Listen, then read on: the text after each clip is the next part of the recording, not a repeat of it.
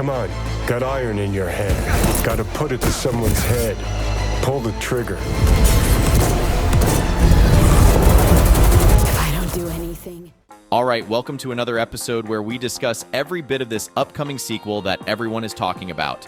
After the announcement of Cyberpunk's massive comeback with Patch 2.0 and the super cool Phantom Liberty expansion, CD Projekt Red, CDPR, is now dropping hints about a sequel. Yeah, you heard it right, a sequel. They are calling it Project Orion.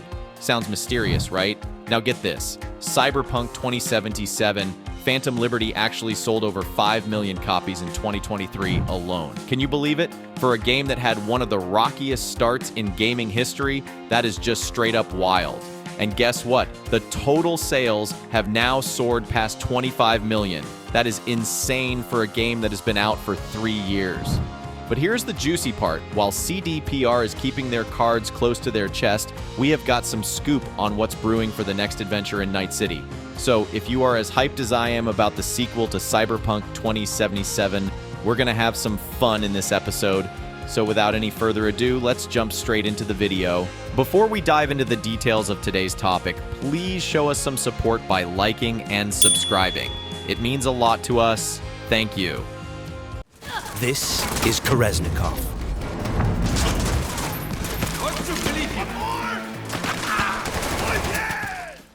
What's the prequel about? So, before we go on, you gotta hear about the kick-ass prequel. Let me break down the story of Cyberpunk 2077 for you as a recap.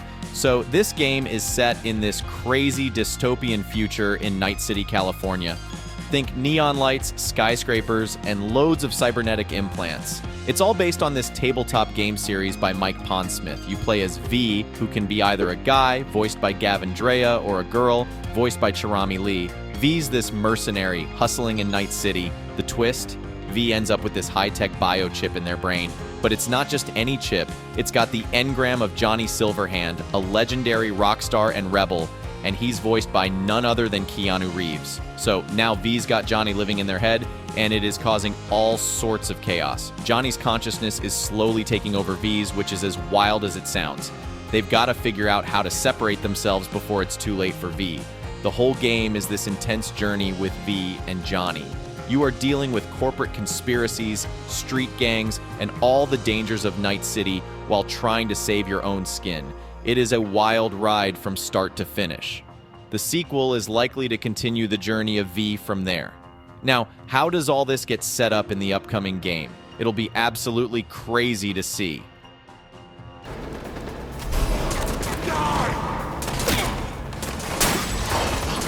Fuck are you? Development. The game's development is still early days, but the team behind it is stacked with talent from Cyberpunk 2077 and the Phantom Liberty expansion. We're talking big names like Gabriel Amatangelo as game director, and a bunch of other pros like Paweł Sasko, Igor Starzinski, and more. These guys are now part of this massive team in the new CDPR studio in Boston. And the lineup gets even more impressive. Dan Hernberg, who's worked on games like New World and Diablo 3, is on board as executive producer. Then there's Ryan Barnard, the guy who was a big deal at Massive Entertainment and Ubisoft, coming in as design director. Alan Villani, who has got tech creds from working on Mortal Kombat, is the engineering director. And for the story, they have got Anna McGill, an award-winning writer who's worked on Control and Dishonored, leading the charge. Plus, Alexander Freed, a New York Times best-selling novelist and game writer with a history at BioWare, is beefing up the writing team. It sounds like CDPR is pulling out all the stops for Project Orion. With this mix of industry veterans and fresh blood in Boston, I'm super excited to see what they come up with. It feels like they are brewing something super exciting. Fat old fuck, that him? We'll pay for the bot and be on our way. Plot and gameplay. In the prequel, Cyberpunk 2077, the storyline kicks off with you choosing a life path for your character, V.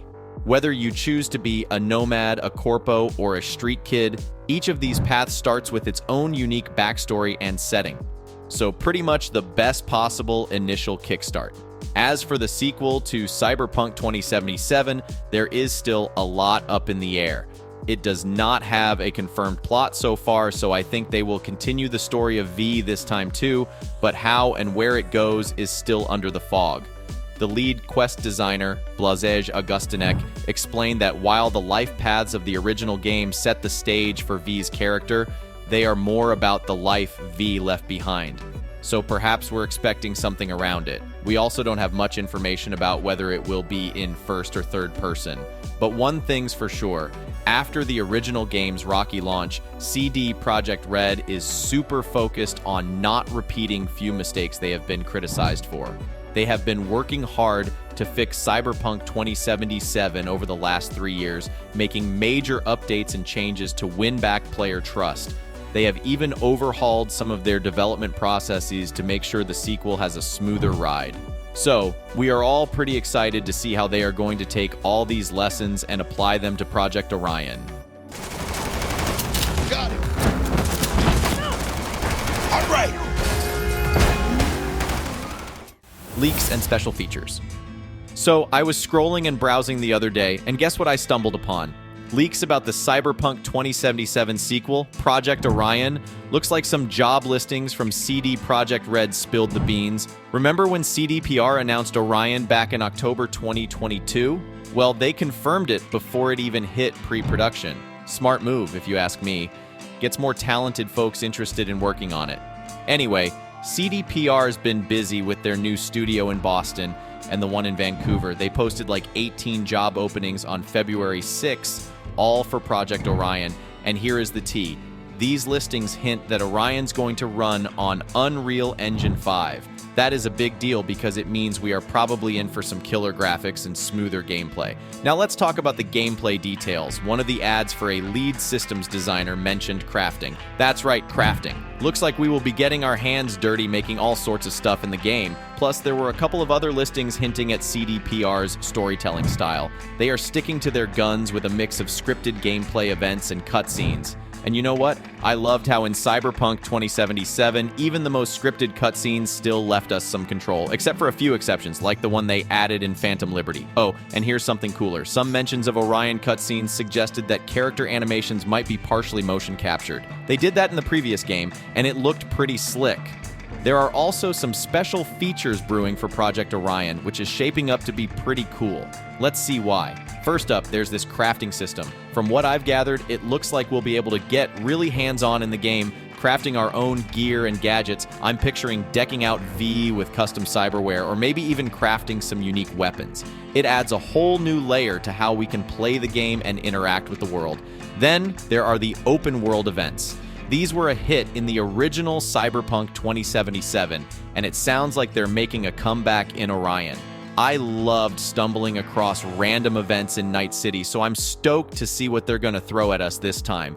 It's that unpredictability that keeps the gameplay fresh and exciting.